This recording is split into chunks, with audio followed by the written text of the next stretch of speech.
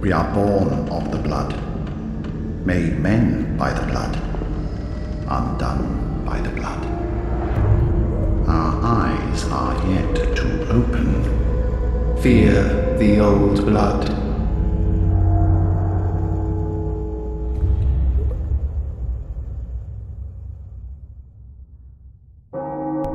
Cursed fiends, their children too, and their children forever true.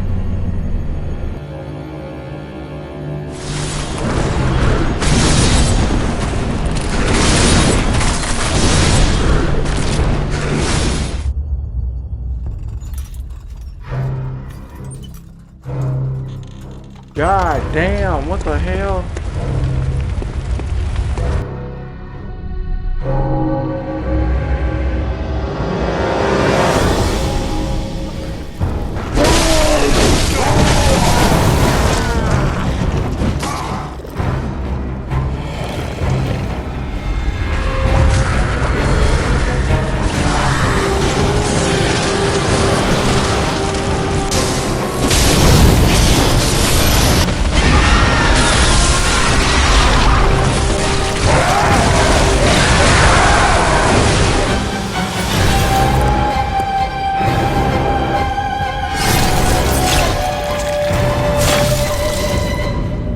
I should think you still have dreams.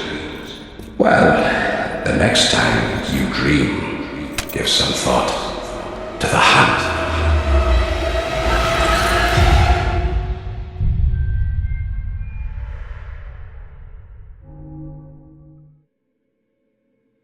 First, it was Dark Souls, the most influential game in franchise and genre history.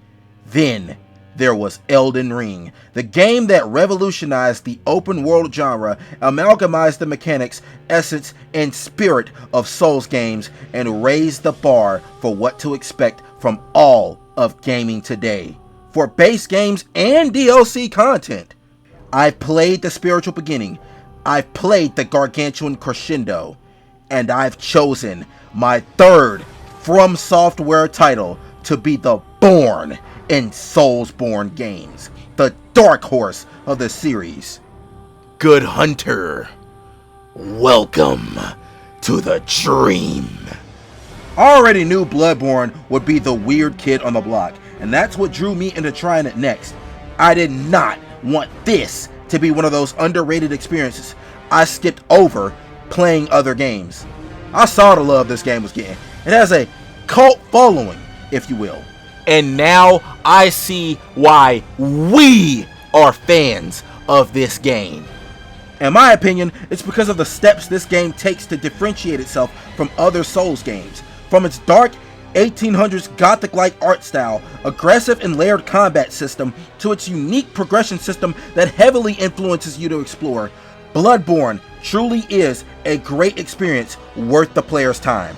That's not to say it's perfect, as I do have a few criticisms, only a few, but the dream and nightmares were epic to say the least. I'll be discussing combat, exploration, progression, graphics and art style, difficulty, multiplayer, music, a bit of lore, the hunter's dream, and boss battles in this review. I'm P34J, and this is my review of Bloodborne.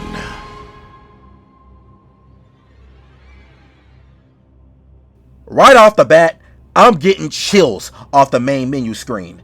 As is typical of Souls games, the UI is a simple, short list of options, which helps for easy navigation. Only difference I see here is that there's actually a wallpaper for the background, an eerie look at a hunter preparing for action. Much like Dark Souls and Elden Ring, it's simple, but clean.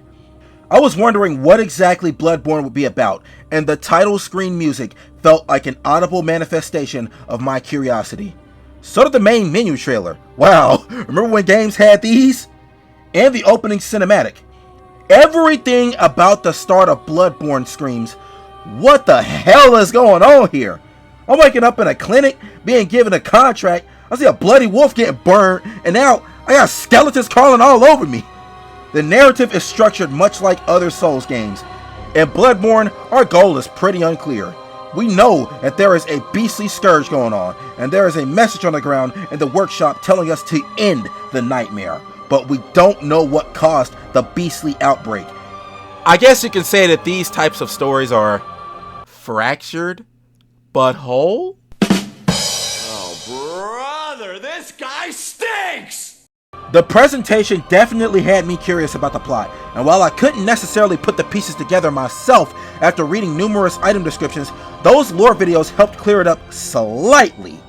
The story does seem a bit more confusing than Elden Ring's though, and I'll explain why toward the end of the review. Character creator is decent, offers a good variety of aesthetic and gameplay options, as is typical with Souls games. After that contract is signed and the wolf gets cooked, we walk through the dark, creepy clinic. We can turn around to talk to Isafka, a nice young lady looking to help out what's left of the human population out of pure altruism, right? We then go forward to finish off our own wolf, reading tutorial messages along the way. Who said Souls games weren't accessible? When we walk out, the sun is out, but that's the only thing contrasting the gloomy aesthetic of the clinic. The rest of it is tragic. Fires, beasts, citizens afraid to come out, and hostiles galore. I mean, seriously, that first mob is cruel. This is Yharnam.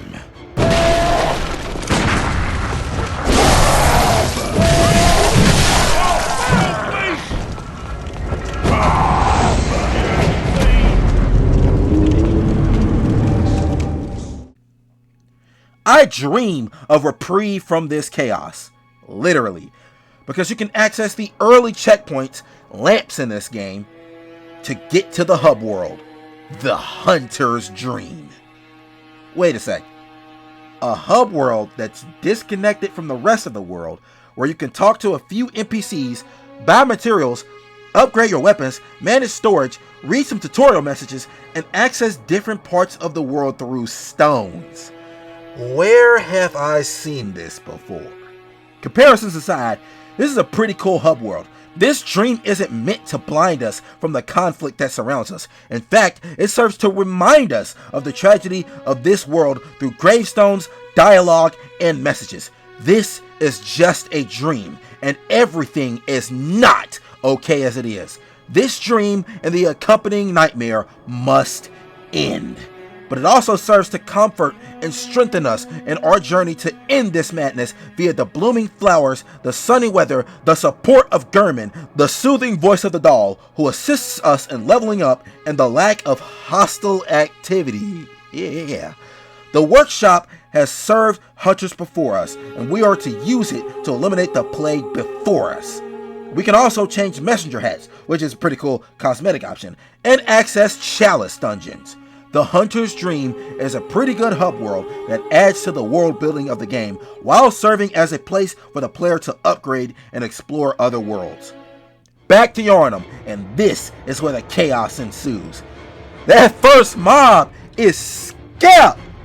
It's hella enemies camping around a bonfire, and then you got rifles airing your ass out at the same time with a ravenous dog. They ran me down so many times, I ran out of heals. Huh? Limited heals? Uh-oh. So I had to keep running through that spot to farm for blood vials while also spending the currency, blood echoes, earned from killing enemies of course, to buy some from the messengers and leveling up my stats with the doll.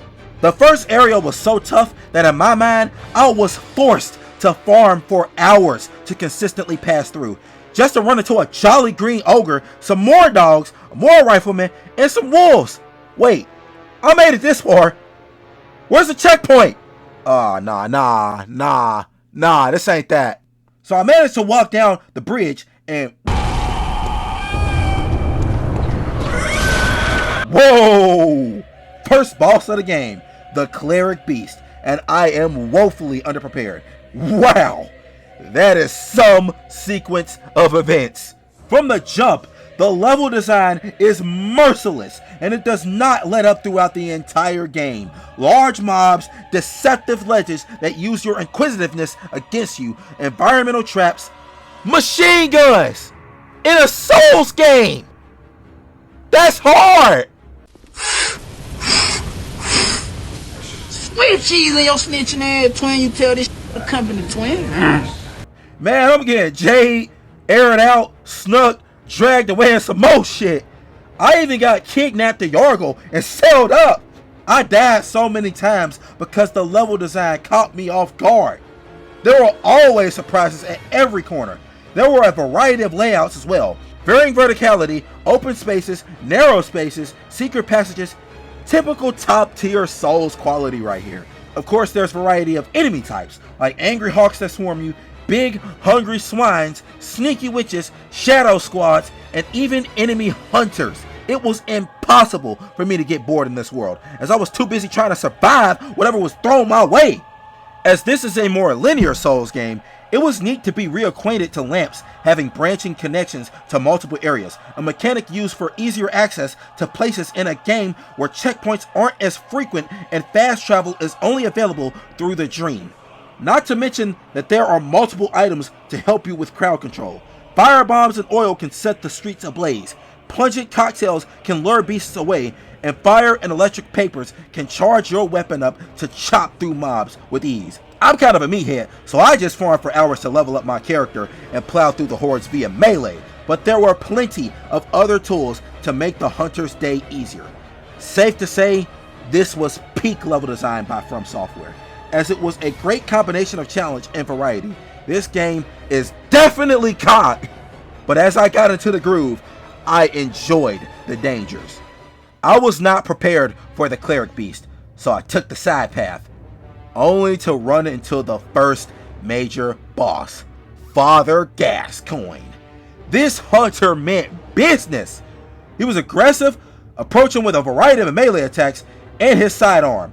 I like how you could use the gravestones for cover. I wasn't really savvy with the combat, but through sheer willpower, I made it to his second stage, where he transformed into a beast and started ravaging through those gravestones. Needless to say, I got boxed multiple times, but by the time it was over, although I had not mastered the combat loop, the basis had clicked for me. The fights don't play like a traditional Souls game.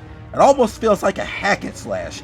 When you're not locked in, the movement is familiar to past titles, which don't have a dedicated jump mechanic designed to level up vertically, with swings, dodge rolls, running attacks, and parries. This time via trusty pistols. But in Bloodborne, locking on replaces dodge rolls with dashing, which is quicker but covers a shorter distance with less iframes.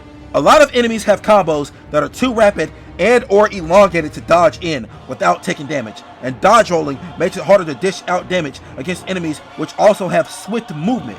It's also significantly harder to track enemies without locking on. While locking off is advantageous at times, you're mostly going to want to lock on, aggressively pursuing the enemy with dashes. Yep, that's right. Most Souls games require you to time your dodges to evade enemy attacks and whiff punish for damage. So that thing I was trained against doing, spamming the dodge button, that's exactly what I had to do to fight in this game. Spam the dash button to get to an advantageous position, mostly flanking, and strike while the enemy's guard is let down. Add the rally mechanic to this, where you can counterattack to recover lost health for a short period after being attacked, and it's clear this game wants you to be aggressive, up close and personal. That window for riposting after a parry is short, so you gotta be in the enemy's face to get that sweet damage. This is a totally different flavor than what I'm used to in Souls games, but if the newer Doom games taught me anything, it's how to be aggressive. And it's not just mindless spamming either.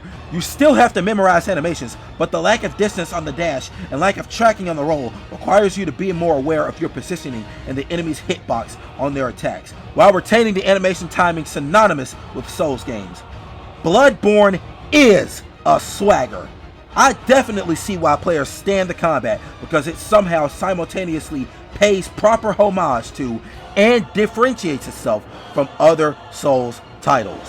Souls games tend to have excellent exploration, and Bloodborne, while different in execution, is no different in quality. I'm surprised that only the challenge dungeons have illusory walls, meaning none are present in the main game, but the obscure side paths, variety of environments and enemies, and branching paths from each lamp that have to be searched for and unlocked kept my attention the entire time. This is why I'd like to see another non-open world Souls game, because Elden Ring had more ground to cover, so they had to sprinkle the entire map with sites of grace. Not saying I didn't like that, but seeing the creative ways that multiple paths could lead back to one lamp took me back to the old Dark Souls days. This system also ups the stress factor in finding a path back to the light, or finding a new light, because if you die, you're gonna have a long walk back to your echoes. So I'm challenged and fascinated at the same time. Bloodborne manages to keep a common, gloomy, gothic art style throughout the entire game, while still having a good selection of environments to walk through. It's not as colorful as Elden Ring or even DS1, but it damn sure ain't dull. It just evokes a certain uncomfortability throughout the game, the sense of something just ain't right. You're never safe. You're not alone. The beasts are out there to get you, and so you must hunt them first. Not even the NPCs make anything feel safe. The civilians are all scared to come outside. The hunters are going through the same trials we are. And the refuge hosts, I don't even know which ones can be trusted. Damn sure not Asafka. I cannot open this door. I am Yosefka. The patients here in my clinic must not be exposed to infection. Liar! God, I'm nauseous. Have you felt this? It's progressing. I can see things. I knew it. I'm different. I'm no beast. Oh, God, it feels awful. But it proves that I'm chosen. Don't you see how they writhe inside my head? It's rather rapturous.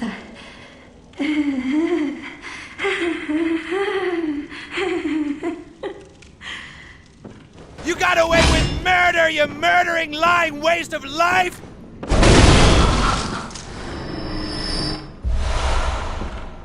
This town is scary, and there are terrorists all over the place.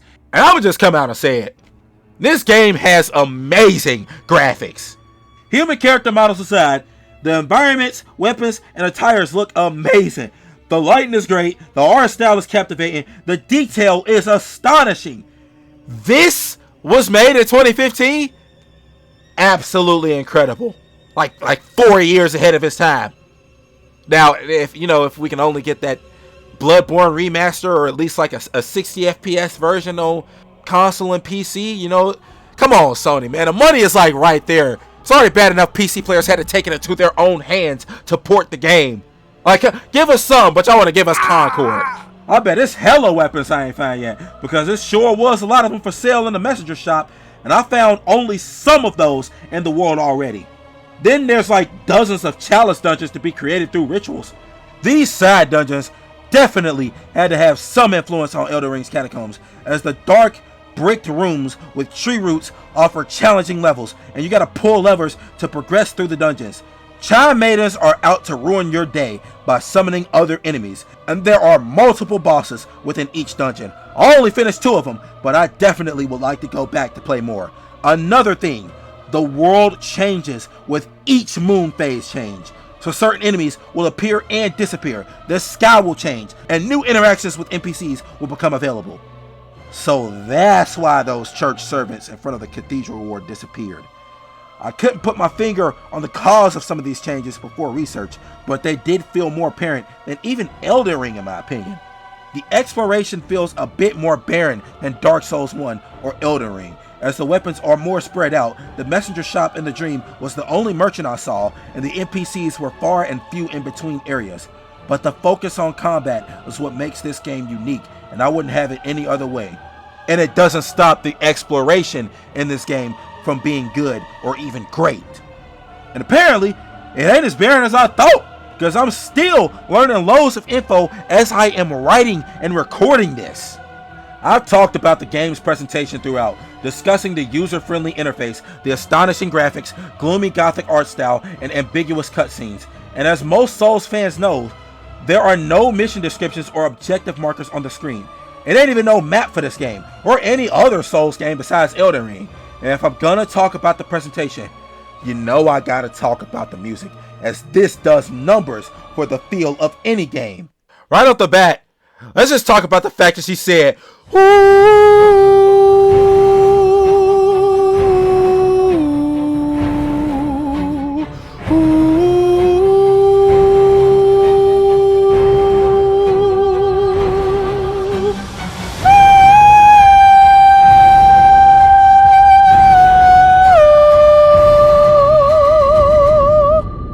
Man, she killed that shit.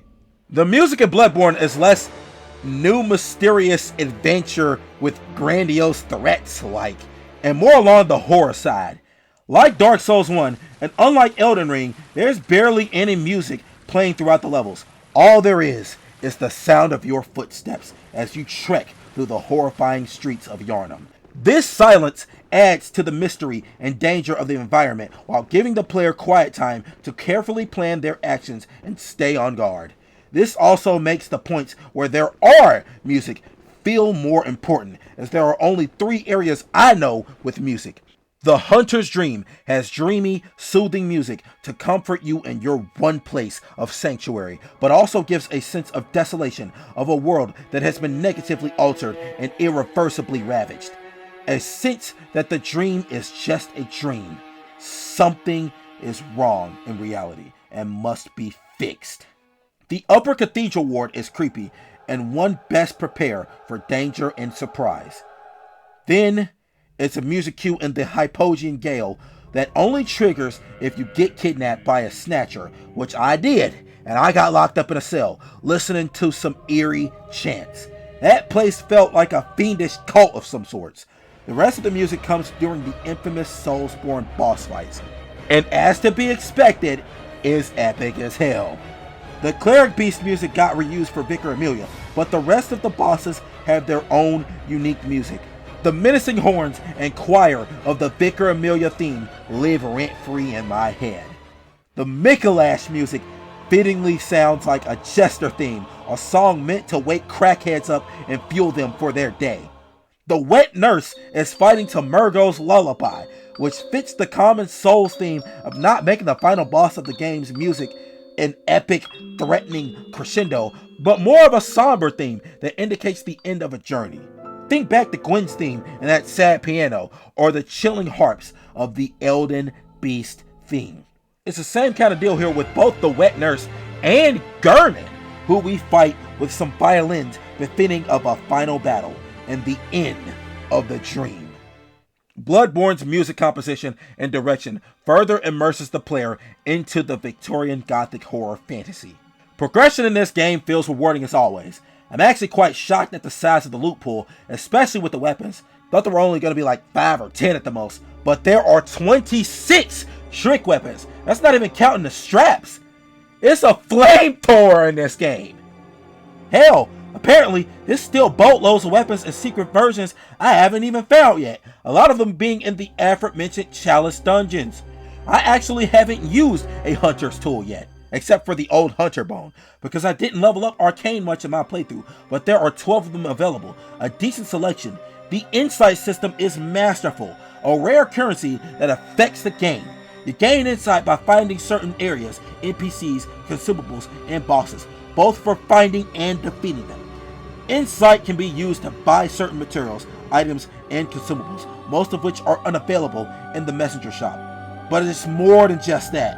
Having insight also affects the world state in certain aspects. Oh, you thinking about saving up for that blood rock? Go ahead, but just know that holding more insight makes you more susceptible to frenzy and weakens the beast pellet buff. There are consequences for saving up in this game, and you have to make a decision on whether to stack to buy an item or spend to reduce the danger of the world. Maybe you ain't hitting that boss hard enough, so you can spend the insight to crush their ass. But now, you gotta go through a whole ass playthrough again to get that blood rock to max out your weapon, as they are rare to find in world and in chalice dungeons, and they wax like 60 insight for them in the dream. Choices to make, choices to make. A great problem to have, I tell ya. There are tons of options to boost your arsenal via purchase and or discovery. There's a tire to boost your defense, weapons and firearms to boost your offense, power-up items, hunter's tools, Carol runes, blood gems for your weapons and firearms, and leveling up stats via echoes, which I did excellently. Maybe too well, but I'll get to that in just mere moments. But I was farming for hours to level up, because after I saw that first mob, I wasn't playing around. I kind of brute forced the progression, as I was mostly focused on anything that would increase my physical damage, with health being secondary and stamina being tertiary. But more experienced Souls players, or more inquisitive gamers in general, will find that Bloodborne's progression makes you think about opportunity costs and advantages, and through anyone's first playthrough, it will make you explore, and you will likely enjoy it. I knew to temper my expectations for difficulty in Bloodborne's boss fights, seeing as to how Elden Ring's bosses' intense, fast, long attack patterns and AoE techniques, which required timed dodges and jumps, pushed me to my absolute limit. Specifically Melania, the Divine Beast, Dancing Lion, and most prominently, the man that broke my mental, Promised Consort, Radahn.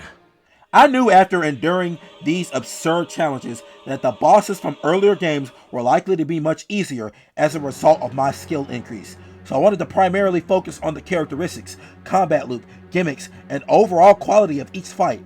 And I made it even harder on myself to do so, because I feel that I did so much farming out of fear for the level design that I actually out-leveled most of the main bosses in my initial playthrough.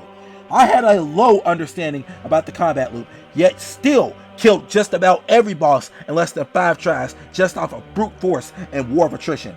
And yet, despite all this, these fights still spiked my nerves with fear, adrenaline, and dopamine. The Shadows of Yharnam fight got my blood pumping, and I beat them on the first try. That is a huge testament to the quality of these boss fights. Most of them are decent, with a few great ones, pun both intended and not intended, and all of them are tolerable. Except one. And if you play Double B, you already know what type timing I'm on.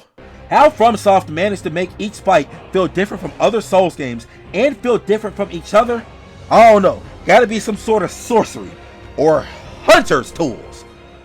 Let's rewind back to Father Gascoigne. He has a balanced first stage with melee and gun combat where you can be aggressive against him with his dashes while using the gravestones for defense. Then he transforms, starts destroying the gravestones, and his aggression is ramped up, but with some slower attacks. He was challenging on multiple playthroughs and was a great introduction to how phase changes would require an altering of tactics in future fights. I took him down and... No. That's the first lamp I've seen since Central Yharnam. Not this shit again. No. Don't tell me you gotta beat bosses to get the lamps. Wait a second. Limited heals. A disconnected hub world with merchants, NPCs, and upgrade options where you can access different areas through stones, and spaced out checkpoints. Most of them behind bosses? The Demon Souls influence is strong here. No wonder the level design was pissing me off at first. The checkpoint system is caught in this game, and now I see where it came from. Thankfully, the lamp placement gets a bit more forgiving later in the game. Dark Beast Parl was a puzzle for me. Fought it twice and I still don't know how to best approach it. That electric explosion attack was so fast, I couldn't consistently react quick enough to start my run animation to avoid damage. This was a boss I only beat out of brute force on 2 playthroughs. I don't know, man. Maybe give me some tips in the comments below? Never thought I'd say that for a game I've already beaten twice. The Witch of Hemwick was a decent gimmick fight, a low defense summoner that teleported and disappeared to throw you off your game. Then we get to Vicar Amelia. First time around she wasn't that hard, but the second time she was actually one of the most challenging bosses in the game. This was one of the fights where I had to lock off so I could use the dodge roll. She gave me such a hard time in the second round, I ran out of over 100 blood vows. A lot of these beasts have loud, high-pitched, menacing cries, and Amelia's, while annoying, definitely added to the danger of the world. It was satisfying to beat her.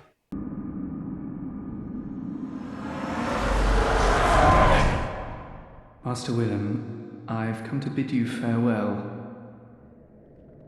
Oh, I know. You think now to betray me. No, but you will never listen. I tell you, I will not forget our adage. We are born of the blood, made men by the blood, undone by the blood. Our eyes are yet to open. Fear the old blood. I must take my leave. By the gods, fear it, Lawrence. So this is the split that may have been the catalyst of the Scourge. Master Willem knew the dangers of blood healing, and maybe if his warnings were heeded, this beastly nightmare wouldn't exist. Typical humans, playing with forces we know nothing about, and then suffering the consequences later. As for Lawrence, this isn't the last we'll see of this old hunter. Next boss was the Shadows of Yharnam. Like I said earlier, this fight was so aggressive that I felt my nerves tingling with adrenaline, despite the fact that I beat them on the first try.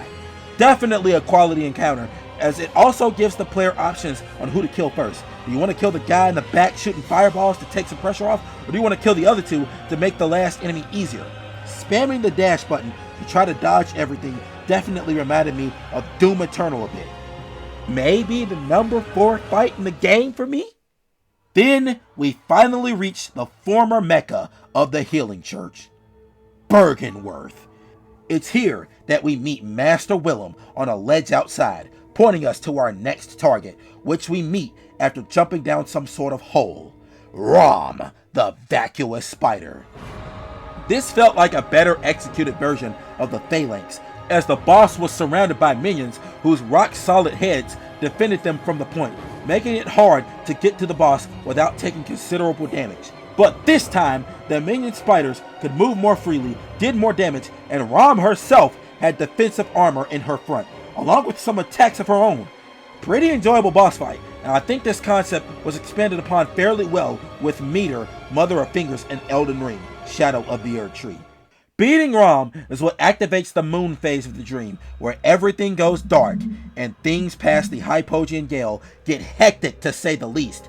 Surviving this trek leads to the One Reborn, which is honestly not a very interesting boss fight in my opinion. Didn't help that it was almost as easy as the Leechmonger and Demon Souls. I just barely felt like I was in considerable danger, and the hazards that were there were bogus. It was a bit rough reacting to attacks going on around me while I stayed close, particularly when I was getting shot in the back by fireballs, but I mostly just stood right there, tanked some damage, healed up, and chopped away. But I'll take that or any other boss fight I've done in Souls games over what comes next. Cause. Or some say cosm. Do you hear our prayers? No, we shall not abandon the dream. No one can catch us. No one can stop us now.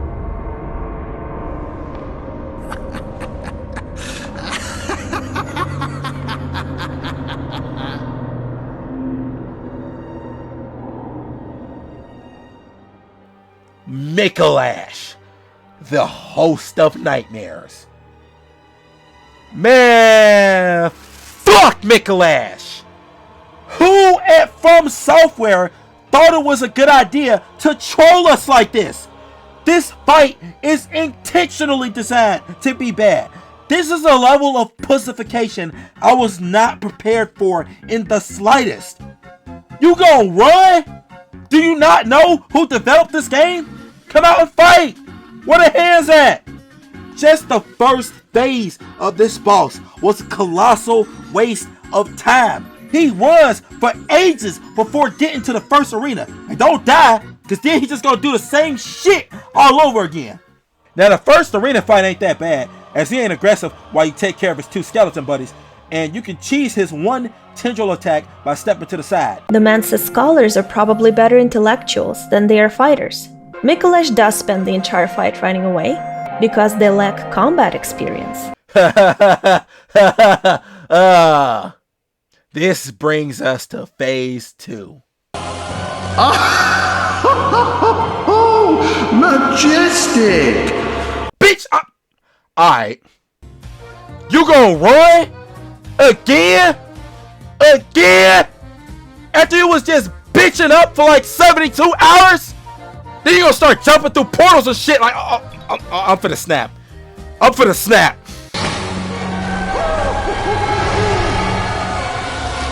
I hate trolling like a bitch, bro. I can't. You don't get in the room, bro. Like, god damn. How can I get him to stop running like a puss bag? I mean, later I figured out you could jump down a balcony to lead him to his cage if he takes the portal at the top. But why the fuck do I gotta deal with this shit immediately after he did a 100-meter dash? Oh shit. Yeah, I ain't watching all of this stage since he started boxing. Hold on. I thought y'all weren't fighters. The Mensa scholars are probably better intellectuals than they are fighters. They lack combat experience. You had the hands the whole time? Oh, hell nah.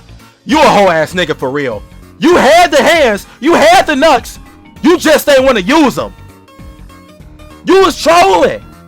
You made a conscious decision to troll us. The devs made a cruel, conscious decision to troll the player base. Why? What did I ever do in this world to deserve this? And he still don't want to throw hands. A call beyond can damn near one-shot you from any angle. And if it don't, he can just spam that bitch.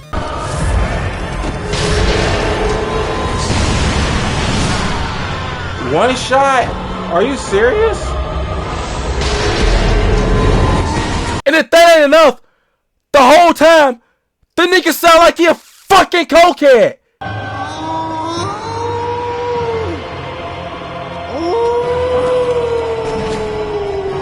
I'm gonna be completely honest, this nigga sound like a fucking crackhead. Bitch! Take your ass on to rehab! This is one of the most infuriating, insidiously designed boss fights I have ever experienced. Damn it.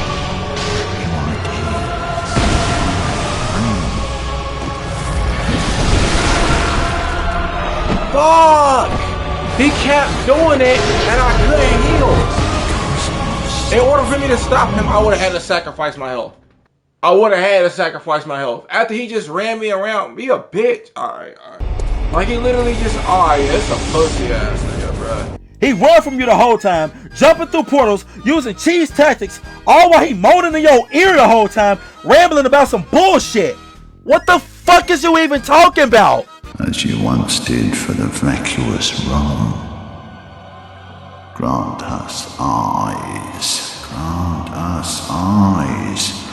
No! Don't grant us eyes! I don't want to see this shit! Plant eyes on our brains to cleanse our beastly idiocy. What? Lake of mud. Bro, what are you talking about, man? The cosmos, of course. Let us sit about and speak. Stop it. Feverishly. Get some help. Chatting into the wee hours of new ideas of the higher Shut your bitch ass up! It's that bad! I mean, seriously, it's really that bad! This man truly does not give a single fuck. I would rather fight the bed of chaos again than fight this coward. Hell! And I cannot believe the words that are about to come out of my mouth. I would rather fight, of all people, pussy ass Sir Gideon Ofnir, the all-knowing bitch of the Round Table Hold, again, than ever have to deal with this level of weakness again. Yeah, I ain't gonna lie, this nigga makes Sir Gideon seem like he got a fucking pair of balls. I thought Gideon was as pussy as it can get. It wasn't supposed to get worse than that. How are you worse than Sir Gideon? I say that, but guess what? I had to fight Nicholas twice! The second time was way easier than the first, and I couldn't give less of a damn. I don't never want to have to look at this dead bitch again. I hate the way that he walk, the way that he talk. I hate the way that he dress. I hate the when they come to trolling the player base. He try to get in to be the best. I will wear a stupid cage hat though, but that's just me, I guess. Some shit got defense. He ain't even gotta be deep, I guess. Fucking hate when he sees success. When I wake up in the morning, the first thing I do is smoke Mikolash. When I step out for a lunch break, I smoke Mikolash. When I'm headed to bed to help me go to sleep, I smoke Mikolash. And whether I'm in my sweet dreams or by off chance sleepwalking towards my drawer, you know what I'm doing? I'm smoking a goddamn Mikolash pack!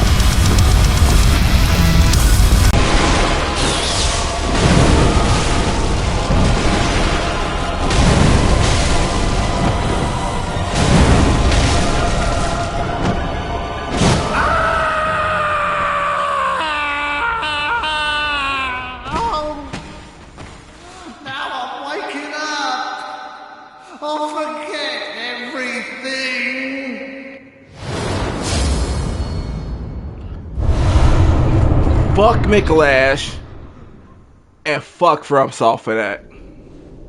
I just want to put that out there. Oh my god. Oh my god.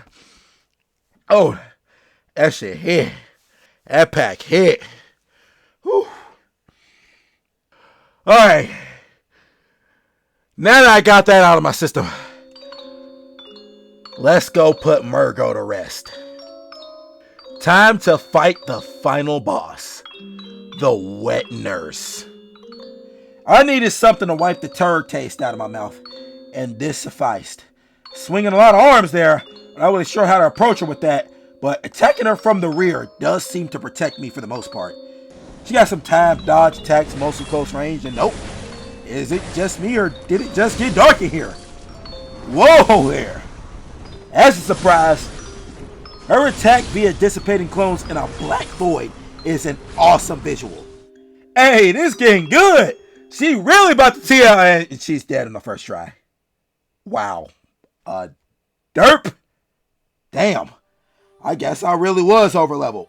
And or Radon really did change me. I didn't even realize she counted as a final boss until after I beat New Game Plus.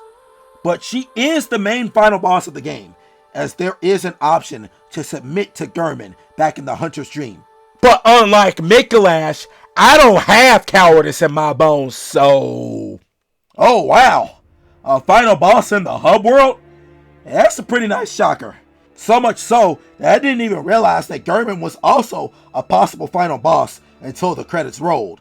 Take everything I said about Father Gascoigne's first phase and apply it here, as the Hunter v Hunter aggressive, fast-paced combat is compelling.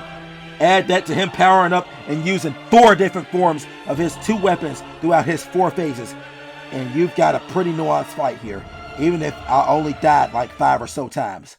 I beat him, look at a red moon, and then this giant, disgusting creature shows up and I think he hypnotizes me? Then I'm watching over the dream in place of Gurman, and the credits roll. Wow. 33 hours. I almost feel like I rushed through the game. Felt a bit anticlimactic, but I had much more to do. Not only did I figure out you can fight the Moon Presence as a 3rd final boss, and that there were a host of great ones I had yet to find in secret areas, but most importantly, I was curious about the secrets of Bergenworth and why the beastly scourge came to pass. I had to pay a visit to the old hunters.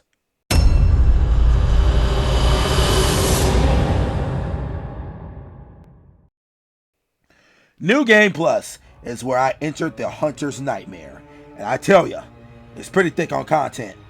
I'd say the DLC is about 1/3 to half as big as the base game, with multiple large areas and 5 new bosses. I see here part of the foundation for Shadow of the Erdtree in terms of quality and quantity, and I am excited to check out Arturius of the Abyss and other DLC content in the future. Multiple new experiences in here, like the war-crying hunters that dash, swing, and shoot at you. The infighting between them and the beasts, the multiple new environments, the verticality and labyrinth-like structure of the research hall, and the mystery, danger, and desolation of the fishing hamlet. In the old hunters, just expect more Bloodborne, plus an increase in bloodstone chunks, and the vintage Souls Moonlight Greatsword. Speaking of which, we gotta get to my favorite boss fight of the entire game. Ludwig the Accursed. Look at his design. It's so uncomfortable in the best way possible, and his screams are terrifying.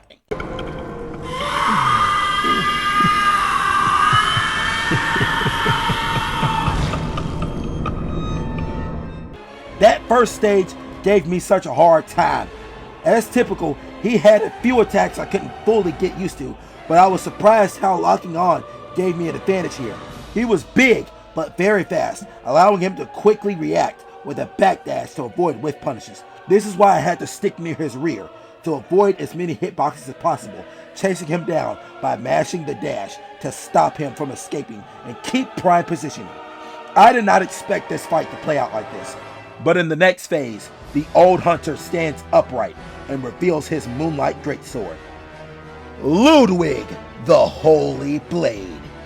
This part plays how I expected, a classic Souls fight where you have to time your rolls. Lock off it is. This man gave me the challenge I was asking for, so much so that I had to go back and fight other main game bosses to level up and give myself an easier time with him. I had a maxed out 600 blood vials fighting him. When I was done, I only had 20. This was a Godfrey, Rolana, Midra, Mesmer level fight here. I loved everything about it. The arena was awesome, the boss design was awesome, and the combat was awesome. His dialogue after the fight is chilling. You can tell he's just about lost all his sanity to beasthood. Good hunter, have you seen the thread of light? Just a hair, a fleeting thing. Yet I clung to it, steeped as I was in the stench of blood and beasts. I never wanted to know what it really was. Really, I didn't.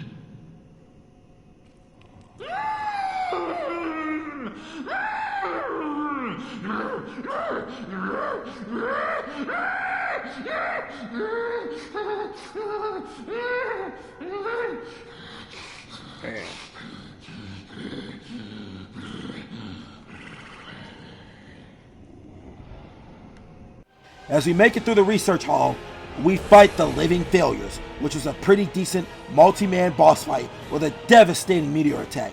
I run through them to find Maria of the Astral Clock Tower. Is this Lady Maria?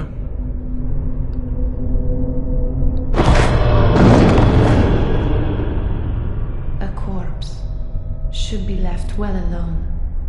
Only an honest death will kill you now. Prevent you from your wild curiosity. Man, she got me good.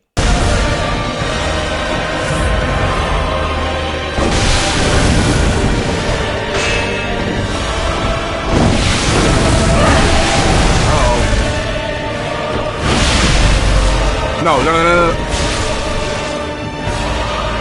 I'm about to break this controller. I'm about to break my controller. I'm about to break this controller, right? I'm about to break this. I haven't thrown a controller in at least 10 years, but after the umpteenth time of getting a boss one shot just to still die, I crashed out. No.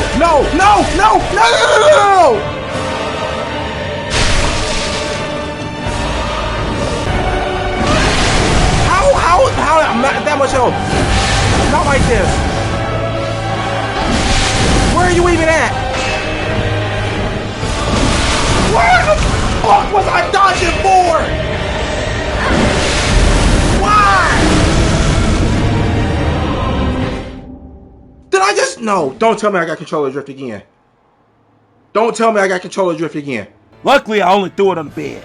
But I think this fight is the epitome, the perfect encapsulation of Bloodborne's aggressive combat. Dash against dash, slash against slash, gun against gun, along with the most threatening phase changes of any hunter in the game. Hold on, fiery blood magic. Uh-oh, getting flash forwards here. A very enjoyable knockout drag out fight here.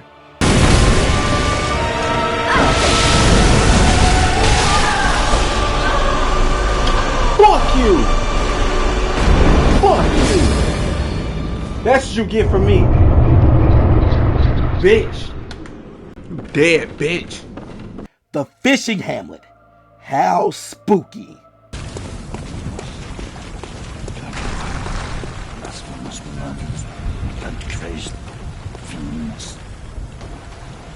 Atonement for the wretches by the wrath of Mother Goss. Mercy for the poor wasn't child. Mercy. Oh, please. What the Healing Church do now? What did Bergenworth do now? I suppose I'm about to find out. After fighting some teed up enemies, I arrive at a shore where a birth is going down?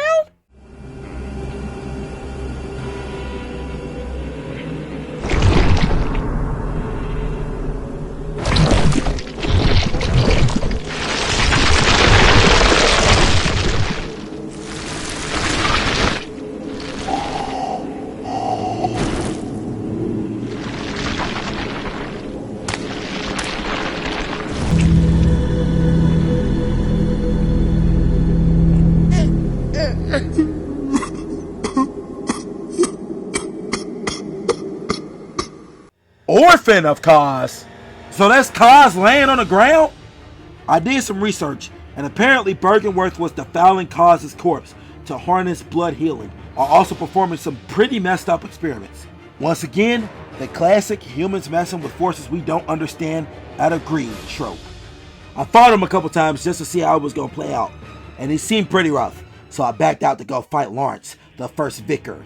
Another one of the most dangerous boss fights in the game, as its fiery swings stifle careless approaches. When he loses his legs, here comes the lava.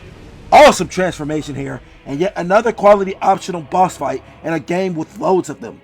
I had to go back to the base game to access secret bosses in creative ways. I had to ride the back of the chariot to get to Martyr Logarius, grab a key to get to the Celestial Emissary, beat it, then bust through a window to fight Abrietis, daughter of the Cosmos, and interact with NPCs to get the Tonsil Stone to kill an amygdala. It felt nice to take vengeance on one of those monsters who have been trolling me throughout the entire game. All of these were creative boss fights of at least average quality. Martyr Logarius was particularly hard to beat because of this cloud he spawned kept damaging me from a distance. Then he transformed and got more aggressive. But after I slaughtered them all, it was time for the final boss rush. First, I ran through the wet nurse again, then I went back to the Orphan of Kaz, and I beat him handily. Took a total of around 5 tries. Man, Radon really did change me. I especially like the fact that I ran through his second stage on the first try because he didn't know what the fuck he was swinging at. That man had the accuracy of the devotion in Apex Legends, which is to say a useless piece of shit. Make it easy for me, why don't you? So I play his cutscene, which seems to be his soul returning to the ocean? Hard to tell exactly what's going on here because the entire Hunter's Nightmare is just an illusion. I went back to the Hunter's Dream to finish the job. I ran through Gurman again, but this time, via the consumption of 3 umbilical cords, I was able to fight the Moon Presence, whom I killed on the first try, even with only 6 vials left. It even drained my health down to 1 HP twice, and I still beat it, making the Moon Presence the only final boss I have never died to in Souls history. Pretty much expected this from completing the DLC first in this playthrough. Got him. First try. Got him. First time. That's Bloodborne. That's Bloodborne, everybody. That's Bloodborne. That's Bloodborne for you. Yup. Bro, that's a level up. That's enough to level up like 9 times, bro. So I currently stand in New Game Plus 2, where I killed Vicar Amelia on the first try. This is why I had to temper my expectations for difficulty. I knew my level farming, Souls experience, and more specifically,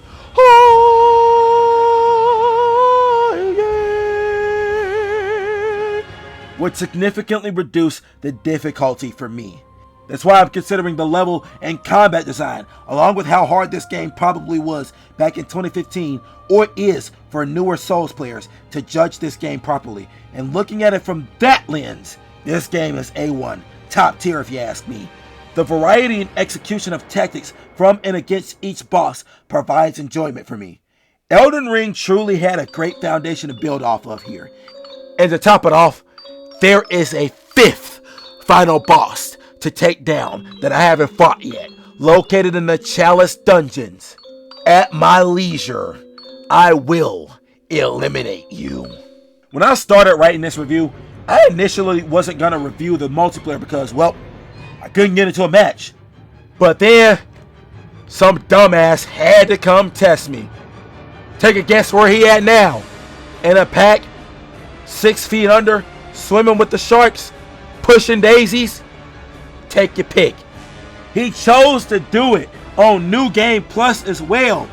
I was well equipped for this fight, and all he could do is run. Didn't work! I also got to get summoned for co-op, which, much like Elden Ring, was an enjoyable experience. We beat the mess out of Vicar Amelia. I like how summoning for multiplayer costs insight, integrating the multiplayer into the trade-off system. Now you've got to ponder if assistance from your friend is worth not getting some of the items you need. But at least you get buffed beast pellet effects and madness defense. Summoning was a much more critical decision this time around for both NPCs and other players. The vermin system is also pretty cool. Apparently you can get a helmet from Voltaire by crushing enough of them, but they mainly serve as a co-op leaderboard for those who are summoned as phantoms. I looked that one up after I beat the game. From the little bit I've experienced in multiplayer, this game's offering is a blast, as to be expected. I read loads of item descriptions and watched some lore videos, and while I'm still a bit lost on the plot, I can definitely respect its integration into the exploration via dialogue, item descriptions, and set pieces. I also like the premise that's been set here: chaos caused by ambition. We don't know exactly what happened, but we do know that the split from Bergenworth, formation of the Healing Church, and the use of blood healing caused the beastly scourge present in Yharnam. How far will the desires of humanity cause us to descend, and what are the consequences of conflicting methods to achieve such ambitions? What was the right path to ascend humanity to the next step? Insight or blood? Did we really do the right thing by ending the dream, or did we ourselves trap everyone in a dream by ending reality? All these open-ended questions, along with the work we have to do to put the pieces together, are what makes Souls lore so unique, and you'll find out abundance of that in Bloodborne. I wish I could go into more detail, but there's still loads of questions I have about the lore myself. It just seems more challenging to figure things out than in Elden Ring. What was Murgo, and why did we defeat his wet nurse? Did we kill Murgo? What were the goals of some of the great ones? Lots of questions. Lots of reasons to go back and play again. I know this game's lore must be rich with themes.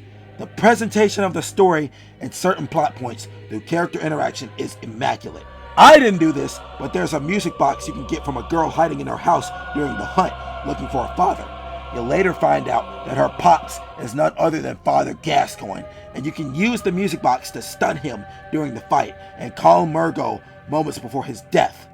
That's a cool detail. You also find out that Isafka's full of malarkey, and she made victims of her patients via experiments. Seeing the living failures beat themselves up for Lady Maria's supposed death makes me think about the manipulative strings she had to have pulled to guard that clock tower and protect the secrets beyond. And the rant about how the Healing Church, or Bergenworth, screwed over the Orphan of Cause made me want to kill them myself. I can only imagine the field day lore and story fanatics must have had when this game and its expansion came out.